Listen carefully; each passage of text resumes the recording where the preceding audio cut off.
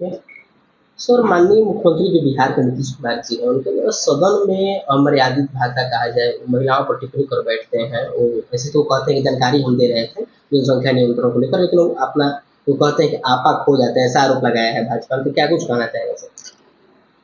मुझे लगता है कि बिहार की शिक्षा व्यवस्था भी उनके हाथ में है। अगर जानकारी उनको देना है और उसको एजुकेशन का एक पार्ट बनाना है, तो मुझे लगता है कि शिक्षा में और अपने कॉलेज, अपने स्कूल के करिकुलम में, अपने कॉलेज के करिकुलम में उनको लेके आ जाना चाहिए इसको। बिहार विधानसभा और विधान परिषद में जिस गंभीर विषय पर चर्चा हो रही थी, उस चर्चा के बीच में इस ज्ञान को देना, मुझे नहीं लगता है कि माननीय मुख्यमंत्री जी हमारे से उम्र में बहुत बड़े हैं, पिता तुल्य हैं, लेकिन इस तरह की टिप्पणियां माताओं पे, बहनों पे इस तरह की टिप्पणियां करना, इस तरह की बातें करना, ये बिल्कुल शोभनीय नहीं है। और मुझे लगता है कि लोकतंत्र के मंदिर में जहां लोगों के हकों की बात होती है, जहां हमारे जनता के स्वाभिमान की बात होती है, वहां महिलाओं के सामने ऐसी बातें करना, ये बड़ा दुर्भाग्यपूर्ण है सबके लिए। सर, लेकिन लगातार वो कहते हम तो जानकारी दे रहे थे, ऐसा पढ़ाना जाना चाहिए, लेकिन फिर बाद में उनका लेकिन विरोध। गलती करके और फिर दोबारा माफी मांग रहे हैं, ये कहाँ तक सही है? अब देखिए ना, अभी तो सब लोग एक गठबंधन का पार्ट है जिसका नाम इंडी गठबंधन है। तो इस इंडी गठबंधन के एक और सहयोगी हैं, वो तो और आगे बढ़ गया करते करते। ये तो वही विचारधारा है कि लड़के हैं गलती हो जाती है। उन्होंने जघन्य महिलाओं पे हुए जघन्य अपराध के बारे में उन्होंने ये कहा था कि लड़के हैं गलती हो जाती है। तो शायद उसी गलती का एक पार्ट हो।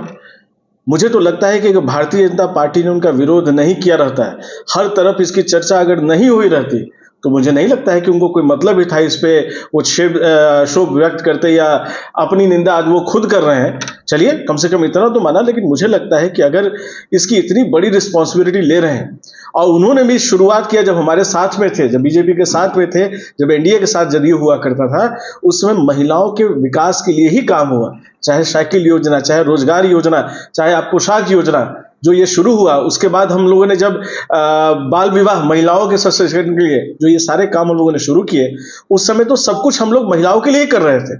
और अचानक से पता नहीं क्या उनको हुआ कि इस तरह की बातें कर रहे हैं। उस विधानसभा में एक बार बोलने के बाद दोबारा फिर विधान परिषद में उसी बात को रिपीट करना, आप सब ने देखा। मुझे तो लगता है कि अगर मैं आप लोगों से पूछ लूं कि उन्होंने क्या बोला है विधान परिषद में, तो आपके चैनल ने भी ठीक से नहीं दिखाया होगा।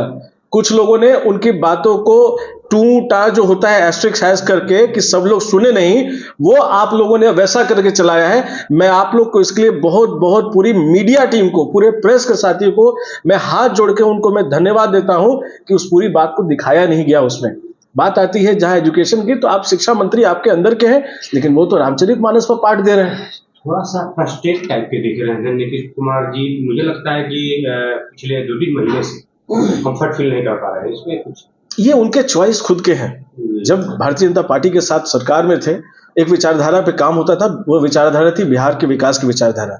सबका साथ, सबके साथ, सबके विकास की बात होती थी, यहाँ पे सबके विश्वास की बात होती थी।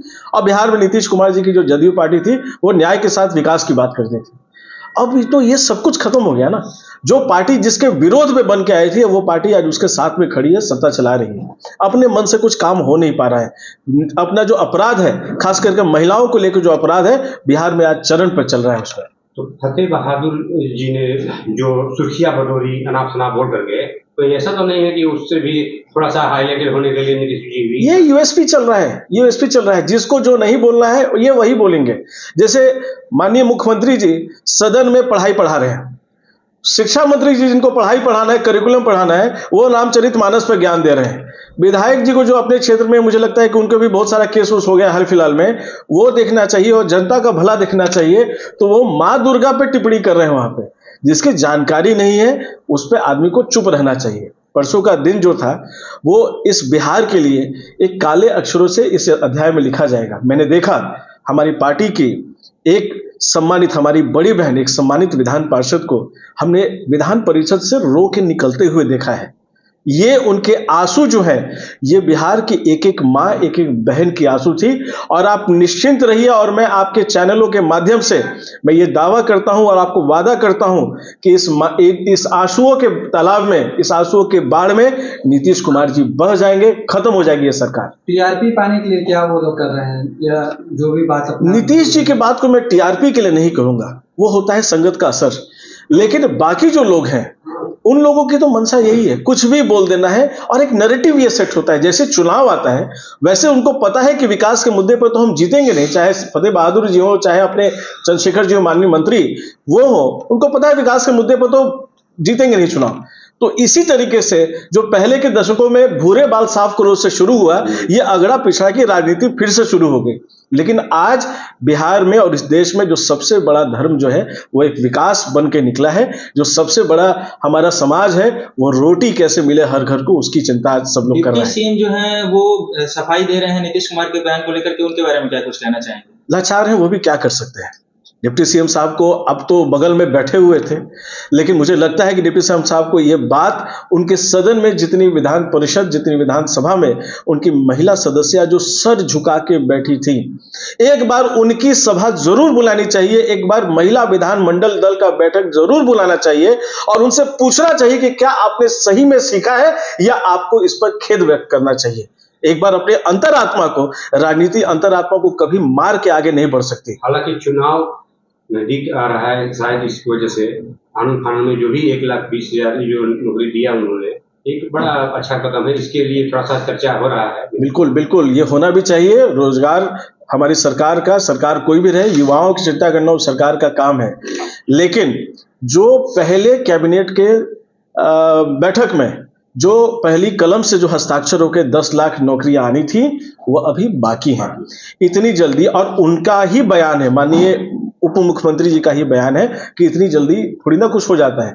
तो अभी जो रोजगार मिल रहे हैं, आप अगर उस पर थोड़ा सा गहन चिंतन कर लेंगे, थोड़ा रिसर्च कर लेंगे, तो आपको जानकारी उससे यही मिलेगी कि पिछली सरकार ने जो मिलजुल के जो व्यवस्था बनाई थी, जो कोविड के कारण थोड़ा रुक गया था, उसके कारण किए हुए कामों पे आज रोजगार के अवसर निकल रहे हैं। तो ऐसा नहीं कि कुछ नया निकल रहा है इसमें। आज केंद्र में भी रेलवे में बहुत सारी भर्तियां आज निकली है, इसके बारे में क्या कहें? देखिए, जो कोविड का अपना 2-3 साल था, उसके बाद भी आज इस देश में एक सस्टेनेबल इकोनॉमिक ग्रोथ के साथ हम आगे बढ़ रहे हैं। ये अपने आप में एक बहुत बड़ी बात है। जो वर्ल्ड मॉनेटरी फोरम है, वो आपको 6.5 का ग्रोथ रेट एक्सपेक्ट कर रहा है अगले ईयर में, जो कि मुझे लगता है कि विश्व में सबसे पहले या दूसरे नंबर पे होगा। तो रोजगार तो बढ़ना ही बढ़ना है। स्वरोजगार मुद्रा योजना को आप जोड़ लीजिए, चाहे स्टार्टअप्स को जोड़ लीजिए, चाहे यूनिकॉर्न प्रोजेक्ट जितने आज इंडिया में है, मुझे लगता है कि पूरे वर्ल्ड में नहीं है। उसके साथ में सरकारी नौकरियों की बहाली, निस्संदेह आने वाले समय में हमारी ये नौकरियां और भी आगे बढ़ के आएंगी। अगर आर्थिक व्यवस्था अगर हमारी ग्रो कर रही है, अगर अर्थव्यवस्था हमारी ग्रो कर रही है, इसका मतलब है कि देश का युवा, देश का रोजगार आकांक्षी जो वर्ग है, वो भी आगे बढ़ रहा है। यहाँ पे थोड़ा समय लगेगा, कोविड का 2-3 साल थोड़ा सा परेशानी वाला था, लेकिन उसके बाद भी इसी अर्थव्यवस्था में, जहां लोग कहते थे कि 10 रुपया चलता है तो नीचे 2.5 रुपया पहुंचता है या 2 रुपया पहुंचता था, उसी अर्थव्यवस्था में आज इतने सालों से इतने सारे हमारे आकांक्षी और लाभार्थी घरों में आज भी अनाज फ्री ऑफ कॉस्ट, निःशुल्क उनको हम पहुंचा रहे हैं वहां पे। ये उसके बाद भी 6.5 और 7 का ग्रोथ रेट बहुत बड़ी बात है। और ग्रोथ जब भी होगा तो रोजगार बढ़ेगा। बिहार में दिखावा हो रही है। अगर आप इकोनॉमिक ग्रोथ की अगर आप बिहार में बात करेंगे, आप मुझे बताइए बिहार में कितनी इंडस्ट्री खुली, आप मुझे बताइए कितने नए सर्विस सेक्टर्स बिहार में आए, आप मुझे बताइए कि टाटा या उस तरह की कोई बड़ी कंपनी यहाँ बिहार में लगी का। तो रोजगार कहाँ से बढ़ रहा है? ये दबाव में बढ़ाया जा रहा है। एक नया रोजगार अभी बताया गया है, आर्थिक जनगणना जो हुई है, 54 लाख परिवारों को, शायद मेरा आंकड़ा थोड़ा ऊपर नीचे हो सकता है, मुझे करेक्ट कर दीजिएगा, 2 लाख रुपए हर परिवार देने की बात चर्चा में आई है। कितना सही है गलत है, पेपर में ही पढ़ा मैंने। 2 लाख रुपए देने का क्या बजट आज सरकार के पास प्रोविजन है क्या? इसकी भी हमको चिंता कर लेनी चाहिए। हालांकि बिहार में अब अदर स्टेट से भी लोग आकर के नौकरी थोड़ा जैसे कि मिला, तो उस पर आप क्या कहेंगे? मुझे लगता है कि ये फिर एक अनबैलेंस्ड ग्रोथ की तरफ हम बढ़ रहे हैं। अभी जो आर्थिक जनगणना आई, जिसके बारे में हम सब चर्चा अभी कर भी रहे थे, और जहां पे नीतीश जी ने एक हम सबों को ज्ञान देने का काम भी किया है वहां पे, जो उससे कोई लेना देना नहीं था, मुझे लगता है कि एक युवा की तरह, एक बिहार का युवा की तरह मेरे लिए एक बहुत खराब दिन था जब बिहार विधानमंडल में हम लोग बैठ के, और 75% लोग अभी भी गरीबी रेखा के नीचे हैं, जहां हम बात कर रहे थे कि सिर्फ 6% लोग ग्रेजुएट हैं और 1% और जोड़ते हैं तो वो टेक्निकल ग्रेजुएट हैं। उस बिहार की हम बात कर रहे हैं, और वहां पे बाहर का लोग तो आएगा यहाँ नौकरी करने के लिए, क्योंकि प्रॉब्लम एम्प्लॉयर अगर हम दे भी दें, एम्प्लॉयमेंट अगर बढ़ा भी दें, एम्प्लॉयबिलिटी कहाँ से लाएंगे हम? हमारे यहाँ शिक्षा की जो व्यवस्था है, जहाँ पे शिक्षा मंत्री आज रामचरितमानस और रामायण के ऊपर ज्ञान देते हैं, प्रोफेशनल एजुकेशन के ऊपर, और जो एजुकेशन हमारे बिहार के युवाओं को अपने रोजगार लायक बना सके और रोजगार क्रिएटर बना सके, उसकी चिंता कभी सरकार ने की ही नहीं। बाहर से लोग तो आएंगे, अगर कल टीसीएस भी आपके यहाँ खुल जाता है तो हमारे युवा जो बाहर काम कर रहे हैं पहले उनको तो वापस लाएं। जो हमारे यहाँ जो लोग काम कर रहे हैं, आज हमारे जो युवा इंतजार कर रहे हैं डिग्रियां लेके, पहले उनको तो लें। लेकिन जब हमारे डिग्री लिए हुए युवा जब सड़क पे पीटे जाएंगे, जब हमारे शिक्षकों को लाठी चार्ज होगा, जब हमारी जीविका दीदियों के ऊपर पानी की बौछार की जाएगी, तो किस रोजगार की हम बात कर रहे हैं?